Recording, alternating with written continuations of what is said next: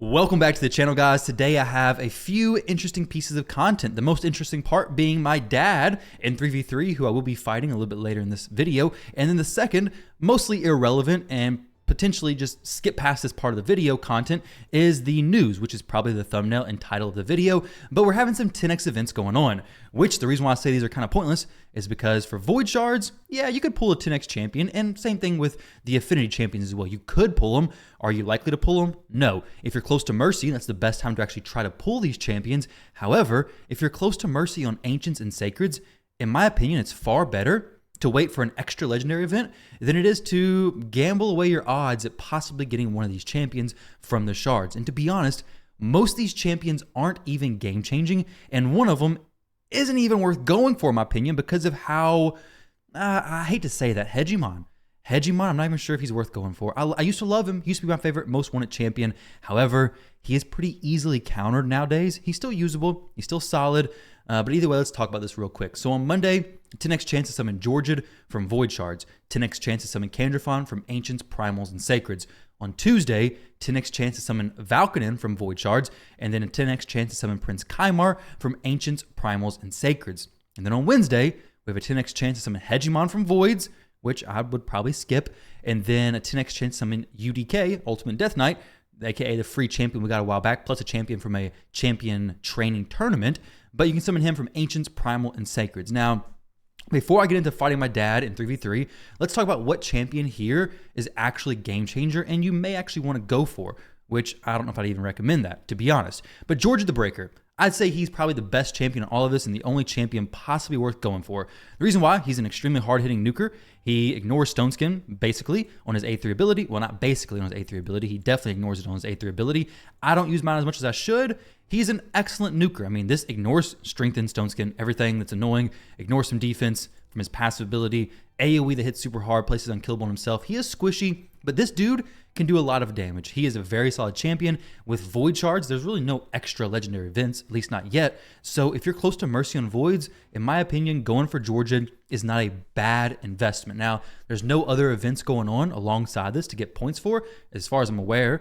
So gotta be mindful of that. But if you're close to Mercy, hey, if you go for Georgid, I couldn't knock you for doing that. But Candrafon, is he a champion worth going for? Well, in my opinion, it's much better to wait for extra legendary events for Ancients as well as Sacreds if you're close to Mercy whatsoever. So I'm going to say no. And is Candrafon a champion who's actually going to change your account?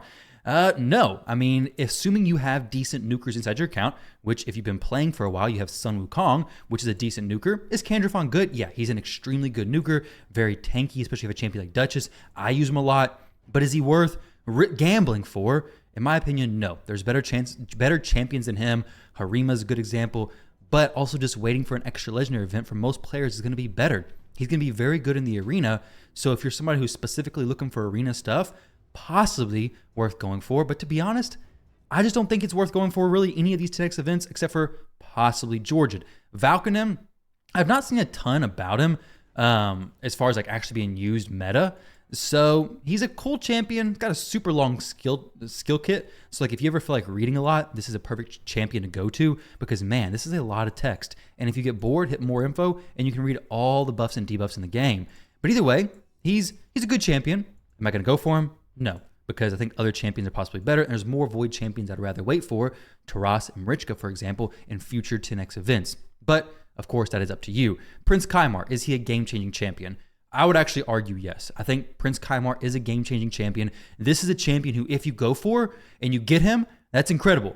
However, we got to visit the fact that there are a ton of Affinity legendary champions, so non-void legendaries. So your chances of pulling a non-void legendary, a specific one, Kymar, even with a 10x chance, basically it's all the legendaries you can possibly pull, and then 10 copies of Kymar are thrown in, the chances of still hitting Kymar are extremely low. Like it goes from 200 legendaries to like 210, 10 of those being Kymar. Still extremely low. I don't know if it's actually 200 legendaries, but it feels like a ton. So likelihood of you actually getting one is extremely low. Now up next on Wednesday, we have a 10x chance to summon Hegemon as well as UDK. UDK was a free champion as well as a champion from a champion training tournament, which is why I have 2 copies of him. So if you don't have him, he's a very good champion to get. He could actually be game-changing for the arena. That's about it. So Kandrafon and UDK, very good for the arena. But as far as like game-changing champions from here, honestly, Georgian's possibly the only one that I would go for. So just something to keep in mind if you decide to go for any of these summon events, guys. But that's all in the past now. That's all irrelevant. We got some 10x events coming up. Yeah, we have events all the time inside of Raid. It is shard event, shard event, shard event, which honestly, I feel like the point of FOMO is like gone. Like I have no more FOMO because there is no fear of missing out on anything because it's just going to be back 2 weeks from now. We're going to have more 2x's. We're going to have more 10x's. We're going to have more guaranteed extras. Actually, no. Have we had a guaranteed event recently? We have not. So I'm looking forward to that. So save your shards. Don't get baited. Save your shards and go for it. But guys, there's so many shard events. Like, just save them. They're going to be back around. If you want Prince Kaimon on a 10x, well, wait till he's in a 2x plus a 10x. I'm sure it'll come around eventually. But now, the moment that I've been waiting for, and you've probably been waiting for as well, facing my dad in 3v3. So that first team, Fast Arbiter, Lady Kimmy Lockout, and then Yumiko to block everything. Put me on cooldown. And guess what? What team can I do to handle that perfectly fine? Well, I have a Stone Skin team that's going to get obliterated by Nishak. I'm just going to use my preset teams right here. I'm not going to mix anything up. I'm just going to use what I already have. So maybe I completely lose and get destroyed. But either way, it's all going to be fun. So this bottom team is going to go against this one for sure because this is just cool and I like the way it looks. This one right here, the Elva Rotos team, does Rotos go against the top or Rotos go right here? I think Rotos can go either place and be perfectly fine. This top team, I mean, it's going to get destroyed if Nishak kills my... They have a strip champion, but YOLO. Let's go ahead and try it. Dad, best of luck.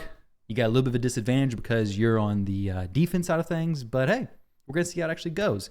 Maybe I lose. Maybe I lose on full auto. It's going to feel bad. I do know a little bit about his teams, though. I thought he had a Stone Skin team. Maybe not. Okay, so Cupid has got the worst thing that could possibly happen to him. However, he may just hopefully kill everybody. That'd be super cool. There's no reason to buff up with Duchess because we're dying anyways. Cupidus is actually, no, he's not dead. He will probably survive the bombs, honestly, because he is a beast. Cupidus just chopping them down. Boom, more Cupidus counterattacks. I don't know if he's actually geared because I feel like he's not hitting hard enough. 12,000 damage, 21,000 damage. Yeah, he's not doing anything. Very, very low damage, but boom, took out team number 1. All right, team number 2. Let's see. We're just going to sleep the Valkyrie because if not, actually, no. Let's not sleep the Valkyrie. Let's sleep the Siphi. No reason to buff up. Doesn't give me anything I need. I will just kill the Valk. Oh, reaction. Haha.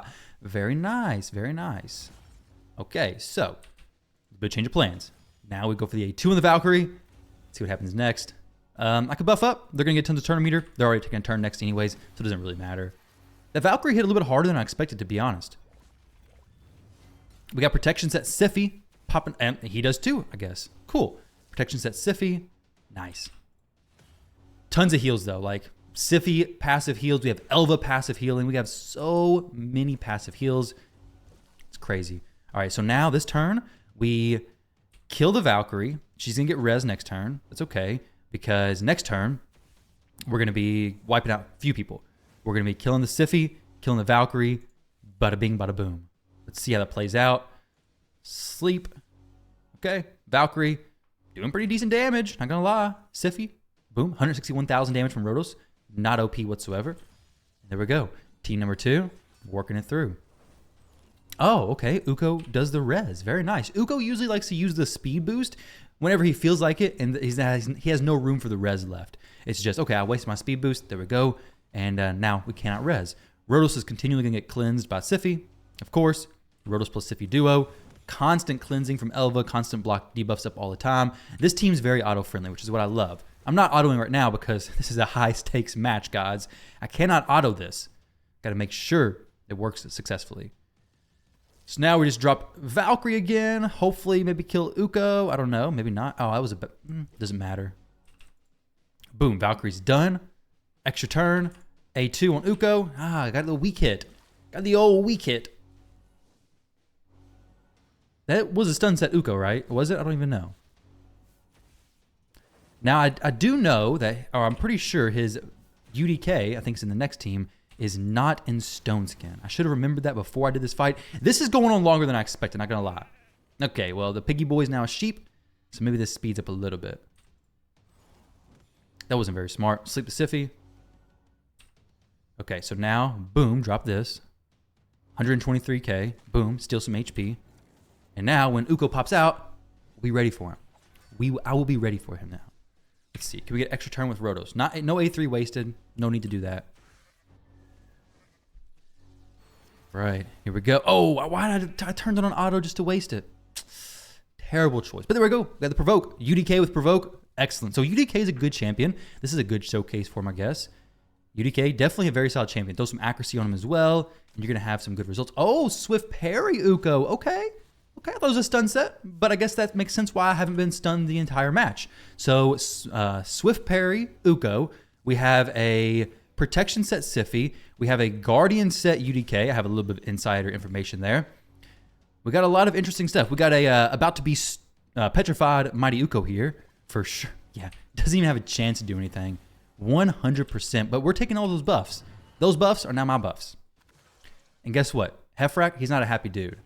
He is going to hopefully smack. Well, maybe not. Let's see. Hefrak, do some damage, buddy. Boom, boom. Okay, not as much damage as I was hoping. Not at all. Not at all as much damage as I was hoping. However, can I kill the UDK? I sure can. Dang, Sun Wukong hits hard. He hits so hard. Just obliterate the UDK. Shared some damage to everybody else. Sharing is caring. Now we try to go against the Duchess.